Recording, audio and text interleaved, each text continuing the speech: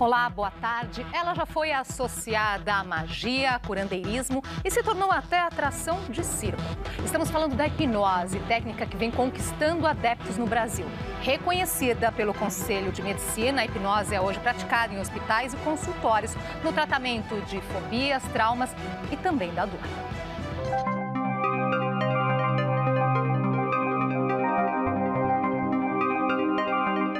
Começa agora a produzir em você uma agradável sensação de paz. Há 1 ano e meio, a hipnose ajuda Rubens a controlar a ansiedade. Principalmente com 2, 3 sessões, você já aprende a se auto-hipnotizar. Isso é o dia a dia. Você está entrando na tua ansiedade e você tem as suas técnicas. Um alívio para o ortopedista que sofreu com um transtorno por 61 anos. Tudo para mim era tragédia. Tudo que eu queria que acontecesse o mais rápido possível, tanto coisas boas como coisas ruins. Isso veio com o tempo agravando a minha situação e estava me prejudicando, tanto na vida profissional como médico, como na vida social, com meus familiares. A hipnose é reconhecida pelos Conselhos Federal de Medicina, Psicologia, Odontologia e Fisioterapia. O procedimento ajuda o paciente a equilibrar o pensamento, o encaminhando para a solução do problema. A palavra, ela é transmitida ao paciente dentro de uma altura, uma intensidade e um timbre. Você vai levando o indivíduo, faz uma estimulação sonora, ele assimila o seu problema, aceita e transforma. A dor provocada por um câncer, por exemplo, pode ser tratada com a hipnose. Nós colocamos o paciente em hipnose, relaxamos o corpo, relaxamos a mente e buscamos um equilíbrio e uma harmonia entre mente e corpo. Para Rubens, a transformação da mente mudou a vida pessoal e profissional dele. Como médico ortopedista, ele passou a aplicar a hipnose nos pacientes com fibromialgia, doença caracterizada por dor crônica em várias partes do corpo e de difícil diagnóstico. Você consegue, tirar a dor, mas diminuir muito a dor dos pacientes com fibromialgia. E usando essa técnica associada com a medicação de base, em alguns casos, tem funcionado muito bem.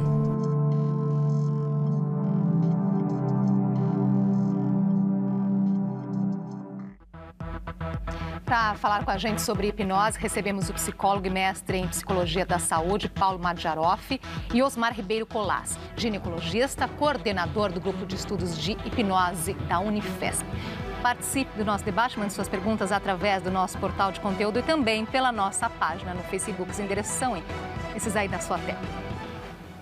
Boa tarde, obrigada pela presença. Obrigado. Bom, hoje a nossa ideia aqui é ter uma aula, desmistificar o que é a hipnose e entender para que ela serve. Vamos começar então, primeira pergunta, o que é a hipnose? O que é a hipnose? Primeiro, valorizando a possibilidade de falar da hipnose de um modo sério, a proposta do programa, esse debate. A hipnose é um estado que intermedia 2 níveis de consciência conhecidos, numa linguagem mais simples. Nós falamos da consciência vigil, daquilo que podemos observar, perceber através dos nossos sentidos, e falamos do sono. Imagine que a hipnose é uma condição que está entre essas 2 condições. O estado hipnótico é reconhecido entre essas 2 condições. A condição que não é totalmente vigil e que não é propriamente o sono. Um estado favorável para as intervenções, propósito terapêutico. Isso ganhou espaço mais recentemente com os avanços da tecnologia, com a aceitação dos conselhos, enfim, e por isso a valorização de falar desse tema, com essa propriedade, da possibilidade de utilizar esse recurso como um recurso, como uma estratégia terapêutica, um auxiliar do profissional da saúde. Doutor Osmar. Grosseiramente a gente diz que a hipnose é um estado modificado de consciência, onde a consciência passa por essas 2 situações que o Paulo falou.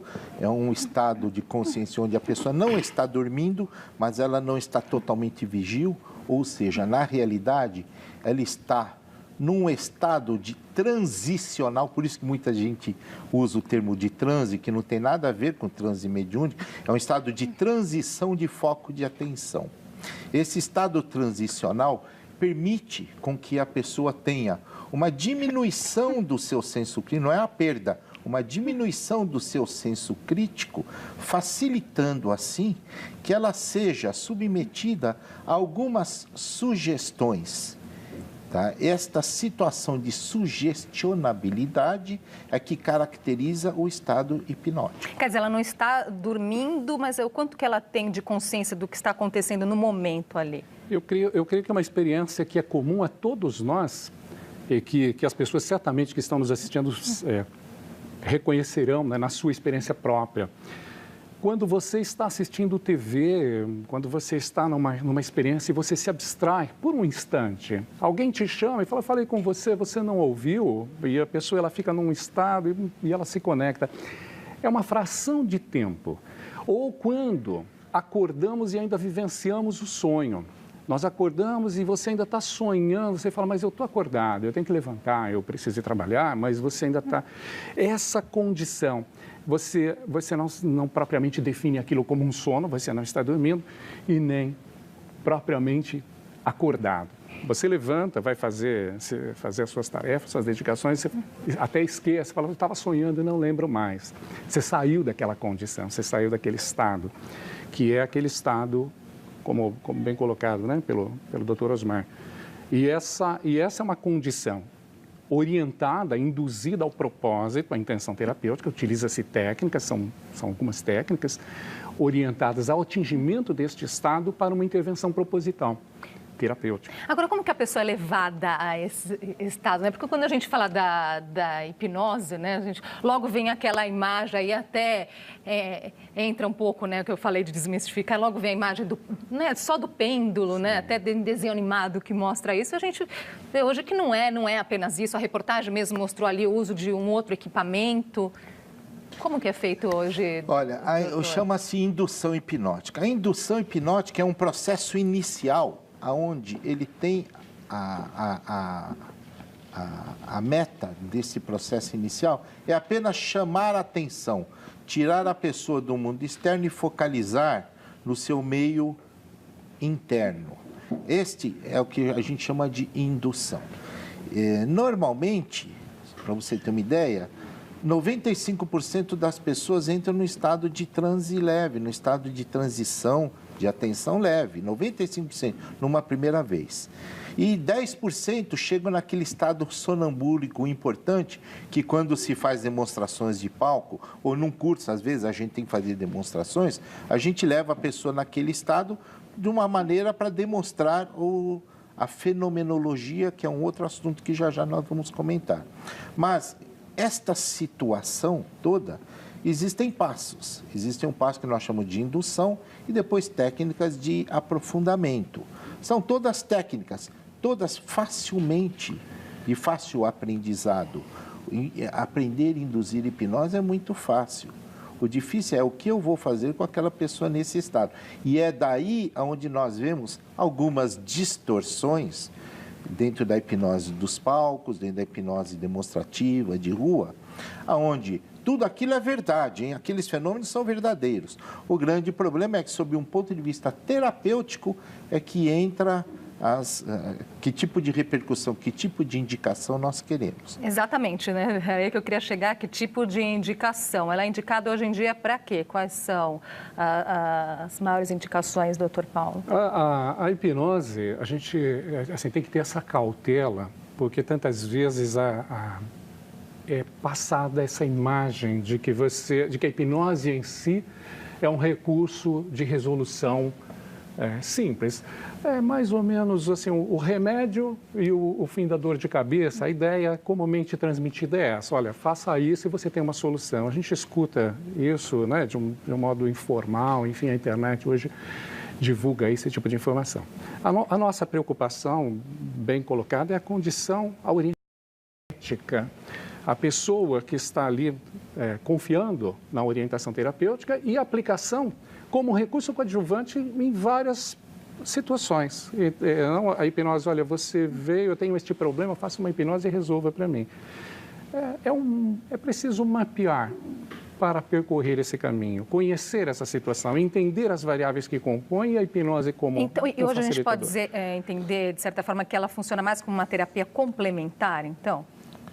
Coadjuvante, complementar, ela pode, desde ser usada em algumas situações, até como resolutividade específica, mas nós não gostamos de dizer, existe uma especialidade ao hipnólogo, não. Todo hipnólogo ele é um complementar, ele tem alguma profissão antes, ele tem alguma forma de atuação. O Paulo é psicólogo, ele continua fazendo psicologia, ele usa a hipnose dentro da atuação dele como psicólogo. Isso. Eu sou médico, eu uso a hipnose dentro da minha atuação como médico. Eu prescrevo remédio, eu faço as terapias e uso ela coadjuvante. O hipnólogo necessariamente precisa ter uma profissão ligada à área da saúde? Sim, desejável, necessário, mas nem sempre é o que acontece, né? Como o Dr. Osmar colocou, o aprendizado, ele é acessível. E algumas pessoas, movidas pela curiosidade, pelo interesse, enfim, se dedicam a esse estudo e vão conhecer a técnica e vão utilizar, porém, sem esse respaldo de um conselho, de um conhecimento, né, de uma entidade de classe. Mas já tem pergunta chegando aqui dos nossos telespectadores. O Herbert Rodolfo, eu tenho medo dessas coisas, nunca participei de uma sessão de hipnose. Então, essa questão aí de ter medo, existe risco? Não. O que existe é qual a intenção, né? Se eu tenho a hipnose, se eu vou fazer uma indução hipnótica, um processo hipnótico com você, com uma intenção, dependendo de como eu lido com essa intenção. Por exemplo, eu vou te dar um exemplo simples. Às vezes as pessoas têm traumas antigos e sou ginecologista, eu trabalho com hipnose muito em disfunção sexual. E muitas vezes a paciente tem traumas antigos. E muitas vezes eu preciso ir no cerne da questão, ou seja, resgatar aqueles traumas antigos. Se eu simplesmente levo a paciente para reviver um trauma, eu estou retraumatizando-a. Não é verdade? Eu não estou fazendo nenhum benefício. Agora, se eu posso reviver esta experiência, onde eu estou dando apoio, estou dando holding com esta paciente e estou usando aquilo como apenas um caminho, mas eu sei como lidar com isto, tudo bem. O grande problema é que muitas vezes as pessoas entram espontaneamente em regressão, buscam o trauma e a pessoa não estando preparada, o hipnólogo não estando preparado, ele não vai conseguir trazer um benefício e muitas vezes até ele pode trazer até uma piora do quadro daquela paciente. Agora existe risco da pessoa não voltar desse processo? Não, eu tenho que fazer essas perguntas, porque também sou leiga no assunto e tem vários, né? São mitos que cercam, né, a hipnose e assim, isso está sendo desmistificado, como você falou na abertura, porque a ciência hoje, né, demonstra isso, nós temos esse acesso com muito mais facilidade. Não, uma pessoa que fica neste estado sem este acompanhamento, ela retoma a sua condição e isso é um estado, como eu disse, é natural, é uma condição natural. Então, não há esse risco de ficar no estado hipnótico. Já perguntas do tipo, se o terapeuta sair e a pessoa estiver em transe, então ela ficará em transe, não ficará em transe. Não vai ficar em transe. Não, você imagine a seguinte situação. Você está andando num ônibus, muitos telespectadores podem estar nessa situação, andando no ônibus e está absorto, pensando na vida, aquele som do ônibus, aquelas coisas passando na janela ao contrário, e ele entra num transe automático, isso é comum. Se sentar alguém do lado dele diferente e encostar, ele sai daquele... Não é verdade? A mesma coisa, se eu estiver fazendo uma sessão de hipnose com você e eu passar mal e cair do lado, você na hora vai sair, pelo contrário, vai me acudir. Ou seja, você não está num estado de perda do seu controle, muito pelo contrário, você está se permitindo focalizar a atenção naquele caminho que nós dois estamos construindo junto em direção ao benefício que nós desejamos. Quer dizer, só para eu entender, se eu tenho esse domínio, então, o hipnólogo, vamos supor, quiser me levar a alguma situação, eu tenho essa autonomia de não querer? Lógico. Tem sim. Essa pergunta é importante, porque na fantasia as pessoas às vezes colocam isso. Eu já ouvi perguntas assim, se o hipnólogo pediu para você tirar a roupa, você tira? Porque a impressão que nós temos quando isso é colocado, né, na mídia, de modo geral, nos espetáculos, é que a pessoa fica subserviente. Completamente à mercê. Subserviente, a outra pessoa tem um poder e determina o que ela deve fazer. O seu senso moral, ele permanece, ele é seu. Se uma instrução que viole essa sua condição, despertará e te colocará em alerta. Não aquilo que você não possa fazer, aquilo que você não deseja. Tem mais perguntas chegando, nós vamos responder daqui a pouquinho. Vamos fazer uma pausa aqui, a gente volta já. Fique com a gente.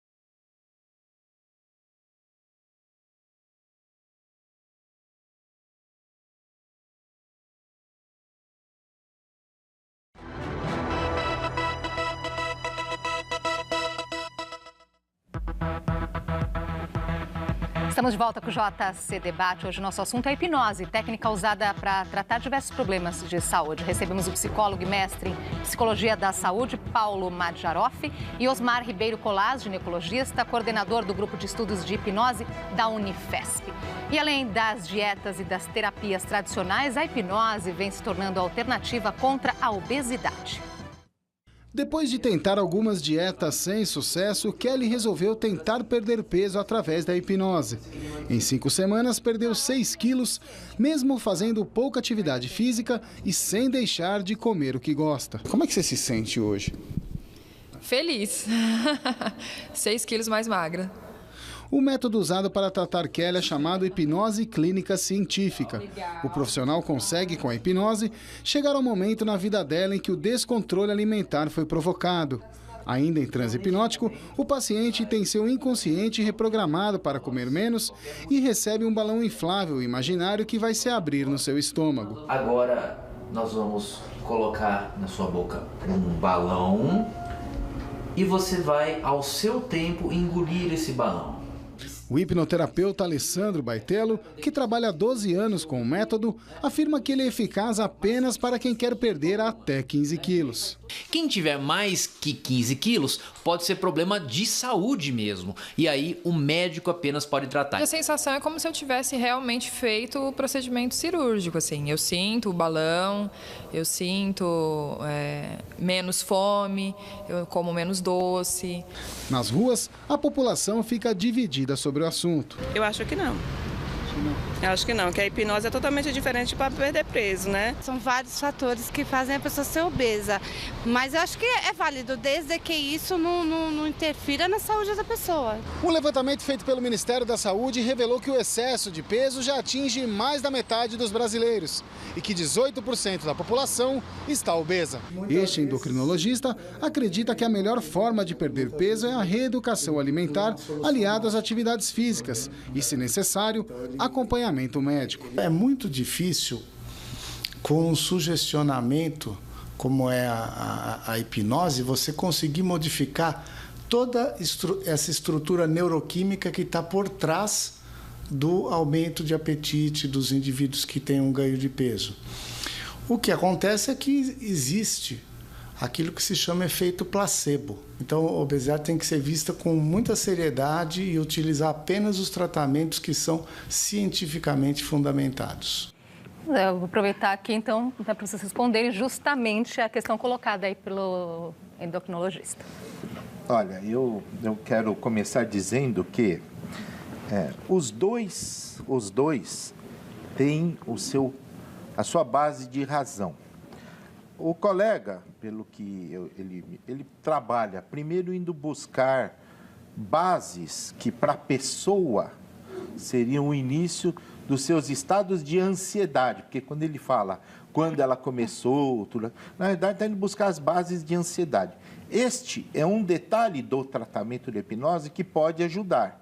Diminuir o estado de ansiedade da pessoa ou de quando tudo aquilo começou. Isto pode ajudar, é um coadjuvante. O balão hipnótico, nós já temos trabalhos hoje científicos mostrando o seguinte: num primeiro momento ele funciona para as pessoas que são muito suscetíveis, para aqueles 10% da população que é muito suscetível. Ele funciona inicialmente, mas como mesmo o balão verdadeiro, depois de um tempo acaba o efeito e volta e se perde todo o processo. Então isso já tem bases científicas para mostrar isso. Esse é um primeiro detalhe. O segundo detalhe que o colega endócrino falou é que com a hipnose nós podemos sim fazer modulação psiconeuroimunológica. Coisa simples. Se eu digo para você uma coisa simples assim, imagina uma bomba de chocolate, aquela bem carnuda, bem cremosa. Você gosta disso? Você imaginou? Já vai dando água na boca, né? Então, vamos rapidinho só imaginar, neurobiologicamente, o que eu fiz.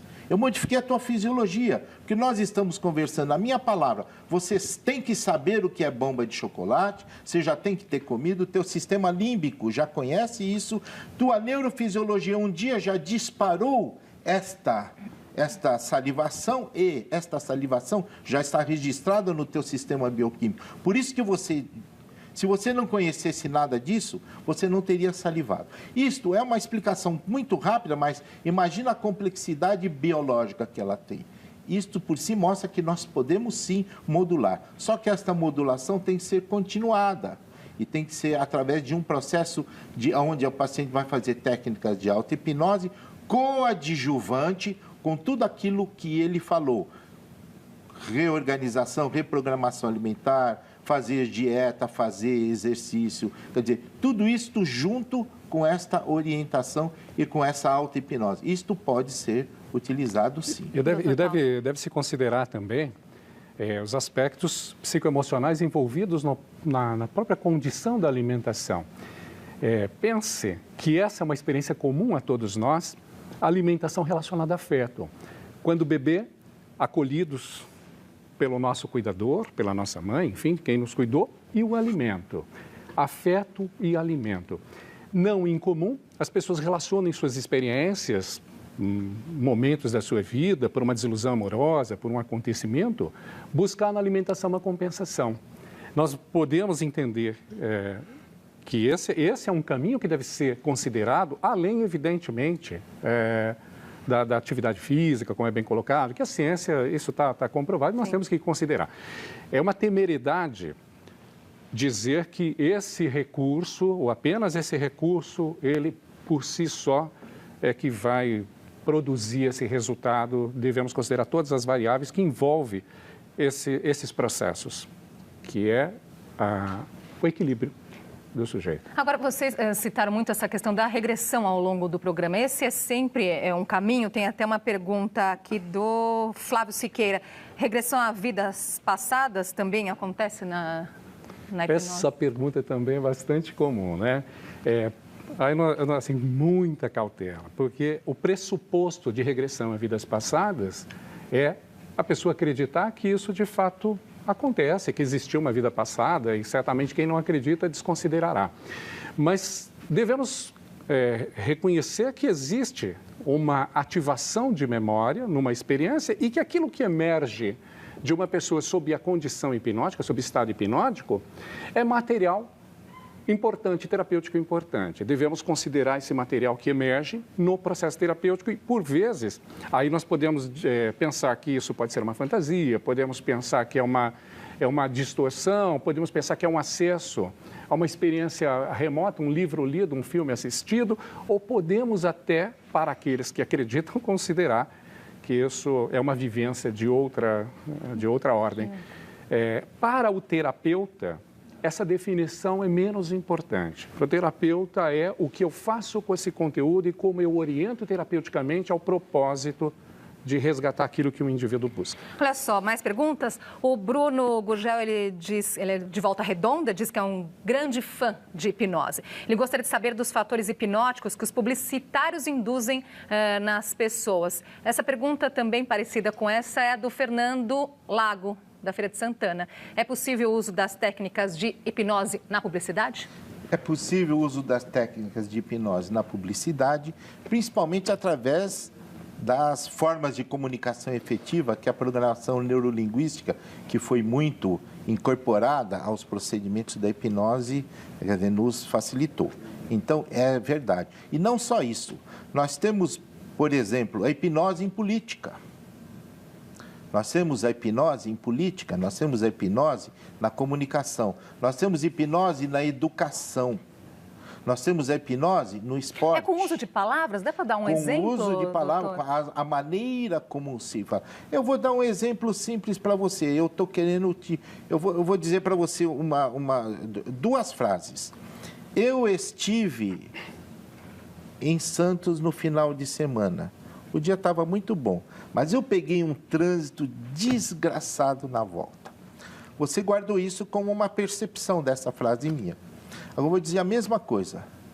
Menina, eu peguei um trânsito desgraçado voltando de Santos, mas o dia estava maravilhoso lá em Santos. Não é diferente a percepção? Esta maneira de comunicar, só eu invertendo a posição, eu já estou fazendo você ter uma percepção, uma sensação diferente.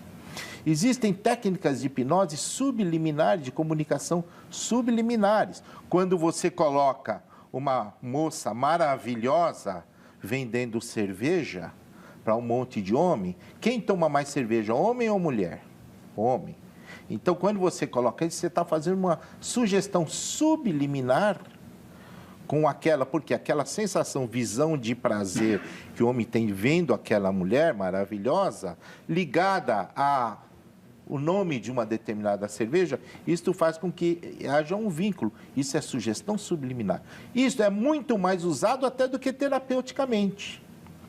Não podemos esquecer que o nosso ex-presidente Collor, quando ele foi candidato, ele foi para os Estados Unidos fazer uma especialização de treinamento com um grupo de programação neurolinguística especializado para conseguir ter o poder da palavra que ele teve até conseguir se eleger. Foi um treinamento. Infelizmente, nosso tempo está acabando. É muito interessante, tem várias perguntas chegando. Obrigada por essas explicações, todas, a participação de vocês. Obrigado. Aqui hoje. Eu agradeço a participação da Júlia Castro, da Denise, do Robson, do Bruno, Pércio Gabriel, Fernando Lago, Herbert Rodolfo, todas essas pessoas que mandaram comentários hoje aqui pra gente. Bianca Laila, Adilson de Souza, Sérgio Oliveira, Marina Martellini, Rodrigo Rodrigues, Daniela Stein, Damares Gibim. Continuem participando do nosso programa. Muito obrigada pela companhia. Nós voltamos amanhã, 12h30. Uma ótima tarde para você.